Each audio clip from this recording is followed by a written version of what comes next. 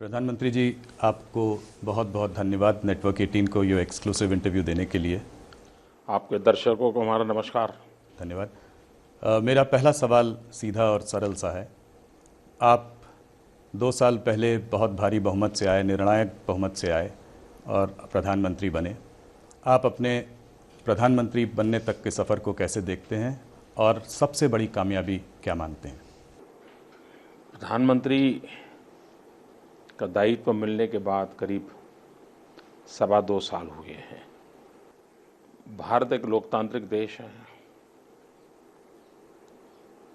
और हमारे देश में जनता समय समय पर सरकारों का मूल्यांकन करती है,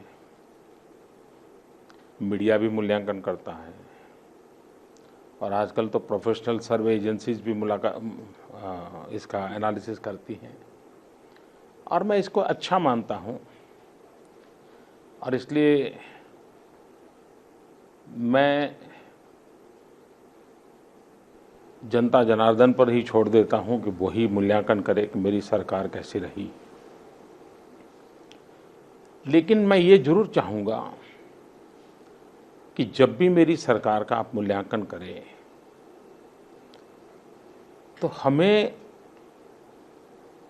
दिल्ली सरकार में आने से पहले सरकार का हाल क्या था, देश का हाल क्या था, मीडिया में किन बातों की चर्चा हुआ करती थी, अगर उसको एक बार हम नज़र कर लेंगे तो हमें ध्यान में आएगा कि भाई पहले अखबार भरे रहते थे भ्रष्टाचार की बातों से, पहले अखबार भरे रहते थे निराशा की बातों से।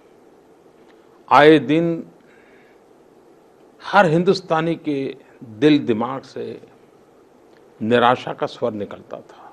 सरकार बनने के बाद मेरा पहला प्रयास यही रहा कि निराशा के माहौल को खत्म किया जाए, देश में आशा और विश्वास पैदा किया जाए। और वो सिर्फ भाषणों से नहीं होता है, कदम उठाने पड़ते हैं, करके दिखाना पड़ता है। और आज 2.25 साल के बाद इतना तो मैं जरूर कह सकता हूँ कि न सिर्फ हिंदुस्तान के लोगों के दिल में एक विश्वास पैदा हुआ है, लेकिन विश्व भर के लोगों के भारत के प्रति भरोसा बढ़ा है। एक समय था जबकि हमें डूबती नैया के रूप में देखा जाता, ब्रिक्स की चर्चा होती तो कहते थे कि ब्रिक्स में जो BRICS है, उसमें जो आई है वो लुढ़क चुका है। आज कहते हैं कि भाई सबसे ब्राइट स्पॉट कोई है तो हिंदुस्तान है। तो ये अपने आप में मैं समझता हूँ कि मूल्यांकन करने का आसान तरीका होगा। जी, क्योंकि आप डेवलपमेंट एजेंडा के मुद्दे पर देश में आपकी सरकार आई, तो मेरे अगले कुछ प्रश्न इकोनॉमी को लेकर होंगे। काफ़ी मशक्क़त के बाद GST बिल आप पारित करने में कामयाब हुए। क्या आप ये बताना चाहेंगे कि आप इसको कितनी बड़ी कामयाबी मानते हैं और इससे आम आदमी को क्या लाभ मिलेगा? देश आज़ाद होने के बाद फाइनेंस और टैक्सेशन सिस्टम में जो रिफॉर्म हुए हैं, शायद ये आज़ाद हिंदुस्तान का सबसे बड़ा रिफॉर्म है। और इस रिफॉर्म से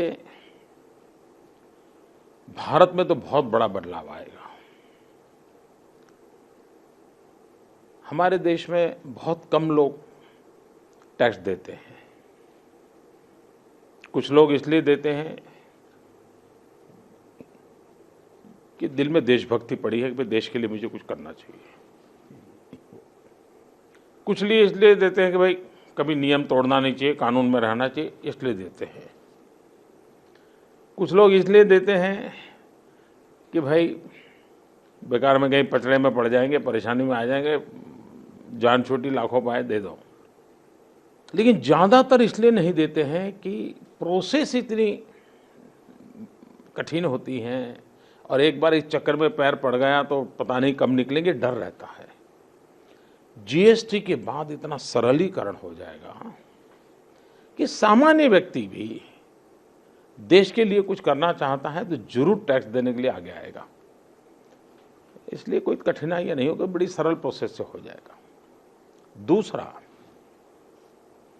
आज भी आप जाओगे तो होटल में खाना खाओगे तो बिल आएगा, बिल के नीचे ये शेष, वो शेष, डिगना शेष, फलाना शेष, और व्हाट्सएप पर लोग भेजते हैं कि ये इतना बिल और इतना शेष, ये सब निकल जाएगा। ये सामान्य मानवी को तो एकदम सरल हो जाएगा। दूसरा हम देखते हैं कि ऑक्ट्रॉय के स्थान पर या स्टेट टू स्टेट जो चेक पोस्ट है वहाँ देखें, मीलों तक हमारी व्हीकल्स की लाइनें खड़ी हैं। और जब कोई व्हीकल खड़े रहते हैं तो देश की इकोनॉमी को बहुत नुकसान करते हैं। अब इसके कारण वो सीमलेस हो जाएगा, सारा एक दूसरे राज्यों से माल जाना आना सरल हो जाएगा और टैक्सेशन सिस्टम के तरीके भी सरल हो जाएंगे। और इसके कारण सामान्य मानवी को कठिनाइयां तो दूर होगी और देश का रेवेन्यू भी विकास के लिए काम आने में सुविधा बढ़ जाएगी। आज कभी कभी केंद्र और राज्यों के बीच में अविश्वास होता है, इसके बाद वो अविश्वास का माहौल भी खत्म हो जाएगा, क्योंकि एक ही प्रकार की टैक्सेशन सिस्टम होगी, हर एक को पता होगा क्या हो रहा है, तो एक ट्रांसपेरेंसी आ जाएगी और जो फेडरल स्ट्रक्चर को भी ताकत देगी। सत्ता में आने के बाद आपकी सबसे बड़ी चुनौती इकॉनमी थी। आपके लिए सिर्फ यही ज़रूरी नहीं था कि आप इकॉनमी को वापस पटरी पर लाएं, पर उसको एक तेज़ गति से आगे भी बढ़ाएं। आप कैसे असेस करते हैं सिचुएशन को? क्या कामयाबी आपने हासिल करी इसमें? आपकी बात सही है कि एक प्रकार का नेगेटिव माहौल था और उसका इको इफेक्ट भी बहुत ज़्यादा था। देश के व्यापारी उद्योगकार सब एक पैर बाहर रख चुके थे। सरकार में एक प्रकार के पैरालिसिस की अवस्था थी। तो एक तरफ तो ये माहौल था, दूसरी तरफ जब हम आए तो लगातार 2 साल हमें अकाल फेस करना पड़ा, वाटर स्कैर्सिटी। तीसरी प्रॉब्लम आई, दुनिया में मंदी का दौर एकदम से उभर करके आ गया। तो एक के बाद एक आने के बाद भी चैलेंजेस आती रही। सिर्फ पहले चैलेंजेस थे ऐसा नहीं, आने के बाद भी चैलेंजेस आती रही। लेकिन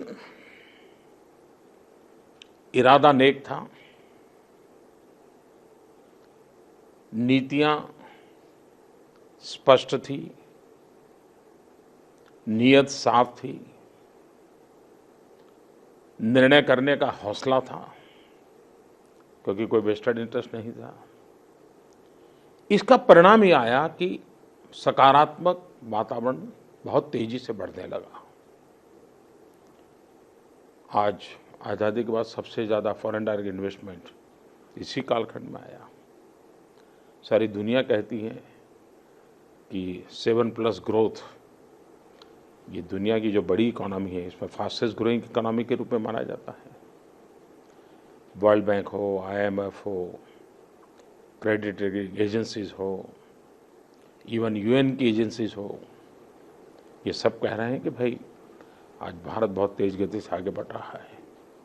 तो ये वो नीतियां पर बल दिया गया है जो देश के अर्थतंत्र को गति दे। इस बार मौसम भी अच्छी है, वर्षा ठीक हुई है और भारत की इकोनॉमी को मौसम, एग्रीकल्चर बहुत बड़ी ताकत देता है, एक ड्राइविंग फोर्स है। इसके कारण और ज़्यादा उत्साह बढ़ा है जो आने वाले दिनों में बड़ा उज्जवल रहेगा। अच्छा, नॉर्मली क्या होता है, एकाध चीज़ में बढ़ोतरी अच्छा हो उसी की चर्चा होती है। आज देखिए हर क्षेत्र में चर्चा हो रही है। बिजली का उत्पादन भी बढ़ा है तो बिजली की मांग भी बढ़ी है। इंफ्रास्ट्रक्चर का काम बहुत तेजी से बढ़ रहा है। इंफ्रास्ट्रक्चर का काम तब बढ़ता है जबकि इकोनॉमी की मांग होती है, तब बढ़ता है। तो इन सारी बातों से लग रहा है कि वो दिन से हम काफ़ी दूर आगे अच्छी पोजीशन में पहुंच गए हैं। आपने एकदम ठीक कहा कि मानसून की वजह से और उत्साह आया है, शेयर बाज़ार में भी तेज़ी आई है। क्या आप ये बताना चाहेंगे कि नेक्स्ट वेव ऑफ रिफॉर्म्स क्या होंगे? पहली बात है कि हमारे देश में जो बड़ी चर्चा में आई उसी को ही रिफॉर्म माना जाता है। और अगर वो नहीं हुआ तो कहते रिफॉर्म नहीं हुआ। ये हमारी अज्ञानता का भी दर्शन कराता है। एक्चुअली रिफॉर्म टू ट्रांसफॉर्म, ये मेरा मंत्र है। और मैं मेरे सरकार में तो कहता हूँ रिफॉर्म, परफॉर्म एंड ट्रांसफॉर्म। और अगर आज इंटरव्यू में बैठा हूँ तो मैं ये भी कहूँगा reform, perform, transform and inform. हमारे इस देश में अब जैसे ईज ऑफ डूइंग बिजनेस, हम बहुत तेजी से रैंकिंग हमारा सुधर रहा है। ये बिना रिफॉर्म संभव नहीं है, क्योंकि हमारी पद्धतियाँ, नियम, व्यवस्थाएं, अर्जी करने के फॉर्म ये इतने दुविधापूर्ण थे। अब इसमें रिफॉर्म हुआ तो हमारा रेटिंग बढ़ने लगा। ये बहुत महत्वपूर्ण रिफॉर्म हर स्तर पर हो रहे हैं। 1700 के करीब कानून हमने ऐसे निकाले जो 19वीं शताब्दी के, 20वीं शताब्दी के कानून हम लेकर के बैठे थे। एक प्रकार कानून का जंगल था। पार्लियामेंट के अंदर शायद 1000-1200 का तो मुक्ति हो गई, बाकियों का भी हो जाएगा। मैंने राज्यों को भी कहा है। ये बहुत बड़े रिफॉर्म है जिसको लोग जानकारियों के अभाव में रिफॉर्म मानते नहीं है। तो एक तो ये काम है। अब देखिए शिक्षा क्षेत्र में हमने एक ऐसा बड़ा महत्वपूर्ण कदम उठाया है जिसकी तरफ किसी का ध्यान नहीं गया है। हमने कहा है यूनिवर्सिटीज 10 सरकारी 10 प्राइवेट, वे यूजीसी के सारे नियमों से बाहर निकाल देंगे। हम वो अप्लाई करें, हम ऊपर से उनको एक्स्ट्रा पैसा देंगे और वो वर्ल्ड क्लास यूनिवर्सिटी बनने की दिशा में हमें क्या करके दिखाते हैं। नियमों के कारण परेशानी है, चलो नियम नहीं करके दिखाओ। ये बहुत बड़ा रिफॉर्म है जी, लेकिन लोगों का ध्यान बहुत कम जाता है। हमारे यहाँ डायरेक्ट बेनिफिट ट्रांसफ़र, ये अपने आप में बड़ा रिफॉर्म है। तो ये प्रक्रियाएं और व्यापक करनी है, और ज़्यादा तेज करनी है। और केंद्र में कॉमन मैन है।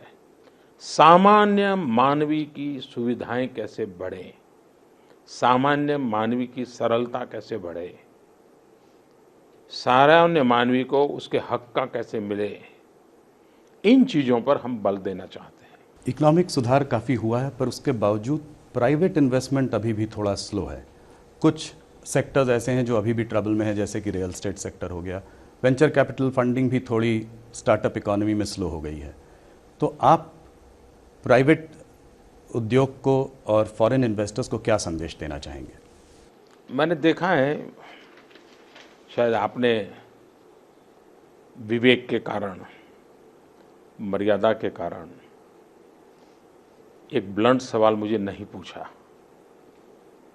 ज़्यादातर लोग पूछ लेते हैं कि मोदी जी 2.25 साल में ऐसी कौन सी गलती की आपने, आपको लगता है। आज मैं सोचता हूँ तो मुझे लगता है कि मुझे सरकार बनाने के बाद पहला बजट पेश करने से पहले संसद में देश की आर्थिक स्थिति का एक वाइट पेपर रखना चाहिए था। ये विचार भी आया था, लेकिन मेरे सामने 2 रास्ते थे। राजनीति मुझे कहती थी कि मुझे सारा कच्चा चिट्ठा खोल देना चाहिए। राष्ट्रनीति मुझे कहती थी कि पॉलिटिकल तो बहुत लाभ हो जाएगा, लेकिन देश में सब लोग जब इतनी हालत खराब है ये जानकारियां पाएंगे तो पूरी तरह निराशा इतनी आ जाएगी, मार्केट इतना टूट जाएगा, देश की इकोनॉमी को इतना बड़ा धक्का लगेगा, ग्लोबली भी देश को देखने का सोच समझ बदल जाएगा, उसमें से फिर बाहर निकालना मुश्किल हो जाएगा। तो राजनीतिक नुकसान झेल करके भी राष्ट्र के हित में अभी चुप रहना अच्छा है। और उस समय मैंने बैंकों के एनपीए की हाल क्या था, बजट में किस प्रकार से आंकड़े इधर उधर किए गए थे, आर्थिक स्थिति है, ये सारी चीज़ें मैंने देश के सामने नहीं रखी। हमें नुकसान हुआ, हमारी आलोचना भी हुई, और आज जो कुछ भी वो पाप मैं झेल आगे ढो रहा हूँ, वो ऐसा लग रहा है जैसे मेरे कारण है। वो भी मुझे गालियाँ खानी पड़ रही हैं, लेकिन शायद राजनीतिक नुकसान झेल करके भी राष्ट्र नीति के मार्ग पर जाना मैंने तय किया, और उसका परिणाम ये है कि मैं चीज़ों को ठीक कर पा रहा हूँ। कमियां देखते हुए भी अच्छा करने का प्रयास करता हूँ। इन सारी चीज़ों का इम्पैक्ट ये प्राइवेट इन्वेस्टमेंट पर नजर आता है। उन पुरानी चीज़ों का बोझ उन पर भी है। एनपीए में वे भी एक हिस्सेदार हैं, क्योंकि पुराने उनके चीज़ें ऐसी है कि बैंक, अच्छा मैंने आने के बाद बैंकों को ठीक करने पर लगा हुआ हूँ। मैंने पहली बार बैंकर्स का चिंतन शिविर किया था, और डूज एंड डोंट्स थे, और मैंने कहा था आप लिख करके रखिए, सरकार में से अब एक फ़ोन नहीं आएगा। तो ये चीज़ों ने काफ़ी स्क्रू टाइट किए हुए हैं। उसके बावजूद भी इतनी तेज़ी से रोड बनना, इतनी तेज़ी से रेलवे का आगे बढ़ना, इलेक्ट्रॉनिक मैन्युफैक्चरिंग में 6 गुना बढ़ोतरी हुई है। तो ये चीज़ें दिखाती हैं कि शॉर्टकट हमने नहीं चुना। अब तो स्थिति काफ़ी सुधर गई है, तो वो चिंता का विषय रहा नहीं है। लेकिन मैं बिगिनिंग के दिनों की बात बताता हूँ, 2014 मई जून की। लेकिन मैंने वो रास्ता, कठिन रास्ता चुना, और देश में जो निष्पक्ष भाव से एनालिसिस करने वाले लोग हैं, वो जब इसका एनालिसिस करेंगे तो मुझे विश्वास है कि उनके लिए बहुत बड़ा सरप्राइज होगा। पर मोदी जी, कच्चा चिट्ठा तो आपने फिर भी एक तरीके से खोल ही दिया। काफ़ी लोग कहते हैं कि ब्लैक मनी पे क्रैकडाउन करके आज ज़्यादातर छोटे मोटे बिजनेसमैन या तो दुबई या लंदन में छुपे हुए हैं। इसके अलावा पॉलिटिकल डायनेस्टीज़ को भी आपने नहीं छोड़ा, तो क्या ये प्रक्रिया जारी रहेगी? पहली बात है कि अभी तक पॉलिटिकल दृष्टि से न मैंने सोचा है, न मैं सोचूंगा। मैं 14 साल तक एक राज्य में मुख्यमंत्री रह के आया हूं, और इतिहास गवाह है कि मैंने राजनीतिक कारणों से एक भी फाइल कभी खोली नहीं थी, और मुझ पर ऐसा आरोप कभी नहीं लगा है। यहां भी मुझे 2.25 साल हुए हैं। सरकार की तरफ से कोई फाइल खोलने की इंस्ट्रक्शन नहीं है। कानून कानून का काम करेगा, मुझे लिपापोती करने का भी हक नहीं है। कानून कानून का काम करेगा। तो किसी डायनेस्टी को हमने नहीं छोड़ा, ये जो आपका एनालिसिस है वो सही नहीं है। दूसरी बात है, मेरी सरकार बनने के बाद पहले ही दिन मेरी सरकार की पहली कैबिनेट का पहला निर्णय था, जो 4 साल से अटका पड़ा था पुरानी सरकार में, सुप्रीम कोर्ट के कहने के बाद अटका पड़ा था, और वो था ब्लैक मनी को लेकर के एसआईटी बनाना। हमने एसआईटी बना दी, एसआईटी काम कर रही है, सुप्रीम कोर्ट इसकी निगरानी कर रही है, और हम इस काम पे। दूसरा एक महत्वपूर्ण काम हुआ कि ब्लैक मनी के खिलाफ ऐसा कानून बना है कि अब हिंदुस्तान से कोई विदेश में रुपये भेजने की हिम्मत नहीं कर सकता है। तो ये तो एक काम हो गया कि नया ब्लैक मनी का खेल समाप्त हुआ। दूसरा, इन भारत के अंदरूनी जो काले धन है, उसके लिए हमने काफ़ी कानूनी परिवर्तन किए हैं। 30 सितंबर तक एक स्कीम चल रही है, अगर किसी को अभी भी मुख्य धारा में आना है तो हम मौका देना चाहते हैं। और मैंने पब्लिकली कहा है कि 30 सितंबर आपके लिए आखिरी तारीख है। किसी न किसी कारण से आपकी गलती हो गई या कुछ गलत हो गया है, जानबूझ करके किया है, अनजाने में किया, ये मौका है। आप मुख्य धारा में आ जाइए, और शांति की नींद लेने का रास्ता आपके लिए लेकर आया हूं मैं, उसको स्वीकार कीजिए। और 30 तारीख के बाद अगर मैं कोई कठोर कदम उठाता हूं तो कोई मुझे दोष नहीं दे सकता है। देश की गरीब जनता का पैसा है, इसको लूटने का अधिकार किसी को नहीं है। और ये मेरा कमिटमेंट है। मैं पूरी ताकत से लगा हूँ और कोशिश जारी रखूँगा।